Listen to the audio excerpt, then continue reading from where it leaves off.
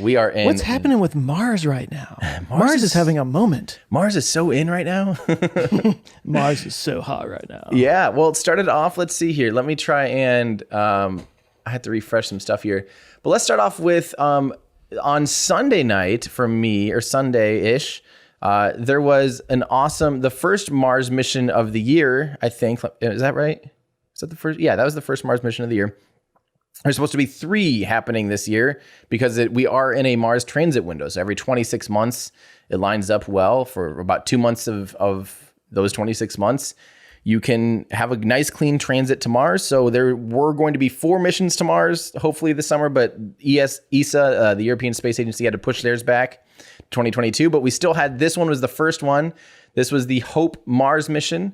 Or Al Amal mission from the United Arab Emirates. So this was UAE's first interplanetary mission. And they launched on top of Japan's H-2A rocket, which is made by Mitsubishi Heavy Industries. This is a commercial rocket, very similar to a Delta IV medium, where it's just a hydrogen-powered center core, hydrogen-powered upper stage, and solid rocket boosters on the sides. Very cool rocket. Very cool rocket. I had never watched one of these missions. I tried streaming it. I had problems in my studio that day, but it was fun to see it. And it's just cool to see that this is the first time that an Arab country has sent something on an interplanetary thing, which is just obviously great news. So yeah, congrats. And everything's looking good so far. This isn't an orbiter for Mars. It's not a lander, but it is still just planning to orbit Mars and study its atmosphere, which is always a good thing. There's still a lot more to learn and observe, and yeah, pretty exciting stuff.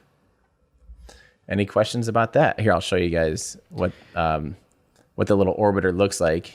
Oh yeah.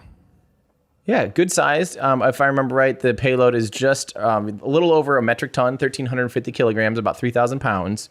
And it will arrive, everything that launches in this window will pretty much arrive in February 2021. Like, that's just how orbital mechanics work. So even if you launch in end of May through, or like middle of May through middle of August, middle of June through middle of August, that whole window, you'll end up arriving at Mars in February. That's just kind of how the rendezvous and stuff like that work, the actual planetary alignment. So yeah, pretty cool, honestly. That, again, like I said, that was the first time I've actually watched and live streamed a Mitsubishi Heavy launch out of with JAXA. It's a commercial rocket, but launching on JAXA's property, kind of like at the Tanegashima Space Center. So yeah, pretty nice. Exciting. Yeah. So what's the point of the orbiter here? Just science stuff, study things about Mars that we didn't already know. Yep. So here, I'll read you there's 3 different primary instruments.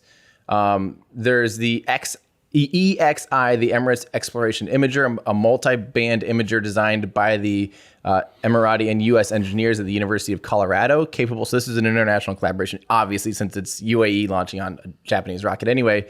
But this is also helped developed by the University of Colorado, capable of taking high-resolution images of the Martian surface with a spatial resolution of better than 8 kilometers in 3 ultraviolet and 3 RGB bands. So a really good high-resolution camera to help map the surface of Mars, which is great, especially for future landings.